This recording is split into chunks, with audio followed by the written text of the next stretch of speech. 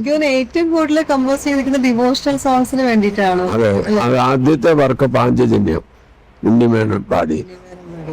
അവിടുന്ന് പിന്നെ ഒരു ഞാൻ പറയാം 700-750 കാസറ്റ് ചെയ്തിട്ടുണ്ട്.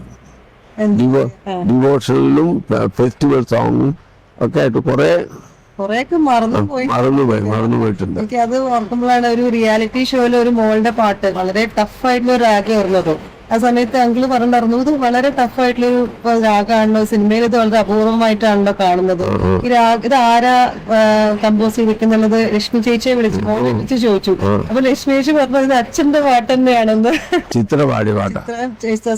പാടിയിട്ടുള്ള പാട്ട് എനിക്ക് തോന്നുന്നു കൺസോൾ റൂമില് ദാസേട്ടൻ പാടി വന്നപ്പോ തന്നെ പുറത്തിറങ്ങിയപ്പോ പറഞ്ഞു ഇത്രയും ടഫായിട്ടുള്ളൊരു എനിക്ക് വളരെ കുറച്ച് ഞാൻ ഇങ്ങനത്തെ പാട്ട് പാടിയിട്ടുണ്ടോ എന്ന് പറഞ്ഞൊരു വലിയൊരു കോംപ്ലിമെന്റും തന്നു. പക്ഷെ നിർഭാഗ്യവശാൽ ആ പാട്ട് അങ്ങനെ ആരും സിനിമ ഒരുപാട് പോയില്ല. പക്ഷെ വളരെ നല്ലൊരു പാട്ടായിരുന്നു അത്. അങ്ങനെ കുറെ രാഗങ്ങളൊക്കെ എടുത്ത് ചെയ്തിട്ടുണ്ട്, പരീക്ഷണങ്ങളൊക്കെ പലതും.